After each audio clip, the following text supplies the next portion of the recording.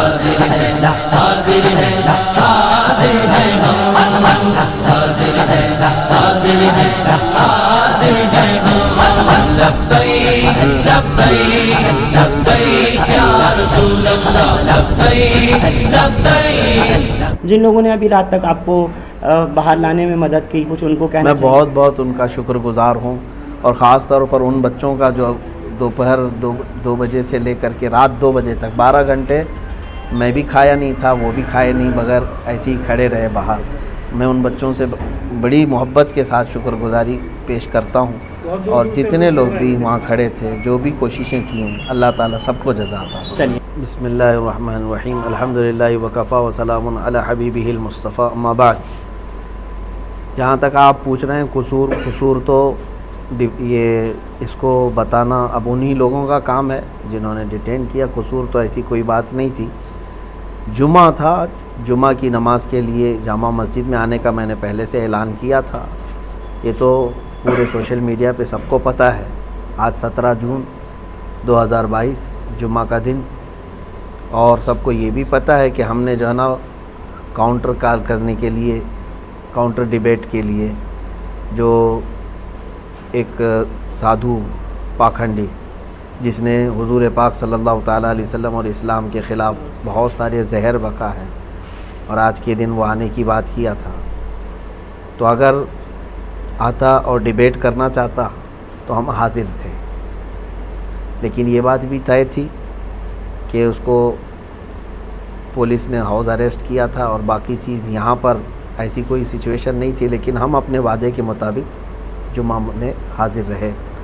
जुमा के बाद जब निकल करके जाने लगे तो बहुत सारे लोग जो चाहने वाले हैं मिलने के लिए आए, भीड़ लगाए, और उस भीड़ से हम लोग निकल करके जाने लगे तो पुलिस वालों ने कहा कि हम आपको छोड़ते हैं, और पुलिस वालों ने कहा कि इस भीड़ को हटाते हटाते फिर वहाँ नीचे आने के बाद शायद किसी ने नारे वगैरह लगाए, लेकिन वो नॉर्मल नारे थे, नारे तकबीर, नारे रिसालत, किसी भी आलिम के आने जाने पर लोग जैसे हमारे यहाँ लगाते।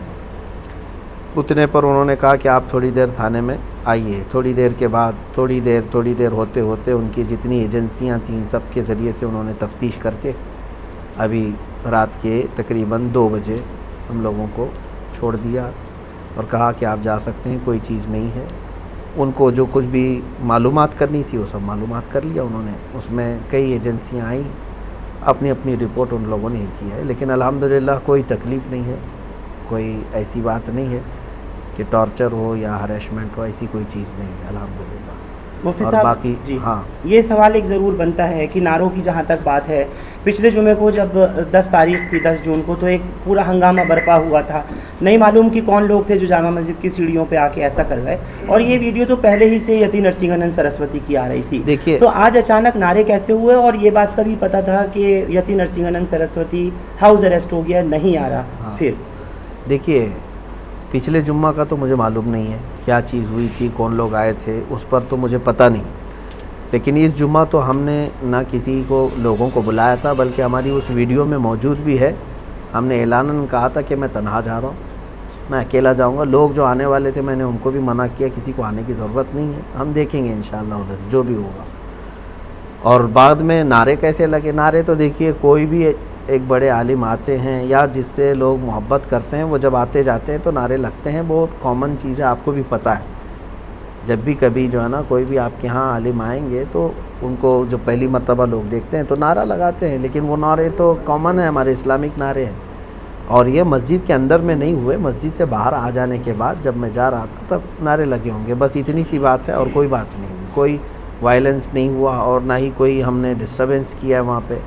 कोई ऐसी चीज़ नहीं है कि शांति को भंग किया हो, ऐसी कोई चीज़ ना हुई है, कुछ भी नहीं। हाँ, लेकिन इतनी बात ज़रूर है कि मुझे 12 घंटे के बाद अगर किसी बात की तकलीफ़ है तो ये दज्जाली मीडिया की है, जिन्होंने मतलब रिपोर्टिंग ऐसी की है गलत अंदाज में कि यहाँ डिस्टर्बेंस के लिए आए थे, फिर पुलिस ने वो किया, ये किया। ये 4 कदम पहले ही यही जज हैं, यही वकील हैं, यही सब कुछ है। इनके ऊपर जो है कार्रवाई क्यों नहीं होती है? जो जहर फैलाते हैं जो मीडिया के कुछ लोग, अभी तो हमारे अंदर बातचीत चल रही है, वो लोग हमारे लिए जो सवालात हैं वो कर रहे हैं, उससे पहले तो यहाँ न्यूज़ चल रही है। आप कुछ करेंगे क्या इस तरह की मीडिया के लिए, या कुछ नोटिस जिन्होंने आज आपके लिए काफ़ी प्रोपेगेंडा चलाया और अभी भी कुछ मेन स्ट्रीम चैनल्स के ऊपर चल रहा है कि आपकी गिरफ्तारी हो गई और आप यहाँ माहौल को ख़राब करने आए थे, क्या कुछ आपकी तरफ से कोई नोटिस वगैरह कानूनी तौर पर? हम करेंगे, हम लीगल अंदाज में जाएंगे इनके ख़िलाफ़, क्योंकि हमारे देश के लिए अब सबसे बड़ा नुकसानदेह कोई चीज़ है तो यही लोग हैं अभी सबसे ज़्यादा। अगर ये लोग ये मुर्गे लड़ाने का नहीं बंद करेंगे और ये इस तरह का जहर फैलाना बंद नहीं करेंगे तो ये पूरे लोगों को पकड़ पकड़ करके कुछ होने वाला नहीं है। यही सारे लोग माहौल क्रिएट करवाते हैं, एक कम्युनिटी या फिर एक समुदाय के ख़िलाफ़ जहर भरना, ये सब तो पूरा इनका मीडिया का चल रहा है। हम इंशाल्लाह इसके लिए भी लीगल अंदाज में जाएंगे। मौलाना, जामा मस्जिद आने से पहले क्या किसी सरकर्दा शख्सियात से कोई बात हुई थी या कोई ज़िम्मेदारों से बात हुई थी यहाँ, या कुछ एहतजाज को लेकर के? नहीं, हमारा ना ये एहतजाज था, ना प्रोटेस्ट था, ना हमारा वहाँ कुछ बयान होना था। हमको तो वहाँ पर प्रेजेंट रहना था, हम हाजिर हुए जो आपने वादा किया। हाँ था। बिल्कुल, हम अपने वादे के मुताबिक हाजिर रहे और बल्कि शाम तक, रात के 2 बजे तक वहीं हाजिर रहे। हाँ, हम तो इस बात में आए थे। बाकी जहाँ तक बात है सरकर्दा शख्सियत सबके इल्म में है और सारे लोग अल्हम्दुलिल्लाह दुआएं भी दे रहे हैं, सपोर्ट में भी हैं। मौलाना, थाने में किस तरह के आपके साथ में कोई किसी तरह की बदसलूकी दिल्ली पुलिस ने, IB ने, स्पेशल ब्रांच ने या क्राइम ब्रांच ने, कुछ वो भी बताएं इन 12 घंटों की बात दर्शकों को, क्योंकि लोग आपका बहुत इंतज़ार कर रहे हैं सुनने और देखने के लिए। नहीं, किसी ने भी नहीं। पुलिस वाले जितनी देर हमारे साथ बैठे रहे खुश अखलाक़ी के साथ ही रहे, कोई भी इस तरह का हरेसमेंट या टॉर्चर वगैरह नहीं किया अल्हम्दुलिल्लाह। वो CID वाले भी आए और सेल वाले भी और IB वाले भी, सब अपने अपने अंदाज में वो लोग हमारे साथ अच्छे अंदाज में ही बात किए। किसी ने मतलब गैर अखलाक़ी हरकत। आपकी कोई प्रोफाइल भी खंगाली गई है, बस आखिरी 1-2 सवाल लूँगा। उन्होंने देखा और शायद ढूंढना चाहा कि आपके पास से कुछ ऐसी चीज़ें मिल जाएं जिससे कुछ इस्टेब्लिश हो सके, तो क्या बताएंगे मुफ्ती साहब ऐसा कुछ? मुझे तो नहीं पता उन्होंने क्या क्या खंगाला है, वो अगर आपको पता है तो आप ही न्यूज़ चलाइए उसको। मेरे सामने तो ऐसा कोई चीज़ खंगाली नहीं है। जो पूछना था उन्होंने सामने पूछा है। खंगालने की जहाँ तक बात है, अगर आपको कहीं से गैब से पता चला है तो आप उनसे ही इंटरव्यू लीजिए। नहीं, कि क्या क्या वीडियोस वगैरह को लेकर के, वीडियोस वगैरह को लेकर के तो खंगालने का क्या, पहले से खंगालते मैंने सुना है और देखा है आपका कोई भी बयान ऐसा नहीं होता जिसपे किसी को एतराज़ हो। थोड़ा सा उस पर रोशनी डाल दीजिए। अल्हम्दुलिल्लाह हम इसी पर चलेंगे भी और इसी पर रहेंगे भी। हमारा यही तरीक़ा है कि हम अपने दीन पर कामिल तरीक़े से रहेंगे और हम अपना दीन ज़बरदस्ती किसी के ऊपर थोपने नहीं जा रहे हैं कि जिससे हम मोहब्बत करते हैं हुज़ूर पाक सल्लल्लाहु अलैहि वसल्लम से। हम ये उनको नहीं कहने जा रहे कि मेरा महबूब जो है ना उसको तुम ये करो, लेकिन इतनी बात हम ज़रूर कहते हैं कि हमारे नबी की शान में या मेरे फ़ेत को तुम ठेस मत पहुँचाओ। तुम अपने में खुश रहो ना, जिस भी तुम्हारे समुदाय से ताल्लुक़ है आप अपने अपने इसमें खुश रहो। हिंदू है तो हिंदू में रहे, क्रिश्चियन है तो क्रिश्चियन रहे, सिख है तो सिख रहे। लेकिन हमारा ये नहीं है कि किसी और धर्म से ताल्लुक़ नहीं रखना चाहिए, जिसको जो है आज़ाद है। लेकिन हमारा ये है कि हमारे धर्म के मुतालिक या मेरे दीन के मुतालिक या नबी के मुतालिक छेड़छाड़ मत करो। तो नरसिंहानंद को क्या सबक सिखाना था मौलाना? जिस अंदाज में वो चीज़ें बता रहा है, एक तो पहली बात वो जाहिल है, जट है और नहायत ही कमीना और नहायत ही रज़ील आदमी है। यूँ समझ लीजिए कि उसका मुंह नहीं है, जब भी मुंह खोले तो गोबर और गलाजत ही निकलती है। एक होता है आदमी पढ़ा लिखा आदमी, अब वो हमको इस बात पे कहेगा कि गाली देता है मौलाना, है ना। अब उनको अपने बारे में गाली पसंद नहीं है, करोड़ों मुसलमानों के नबी के बारे में जब वो भोंकता है तब कैसा लगेगा सबको, ये भी तो सोचना चाहिए।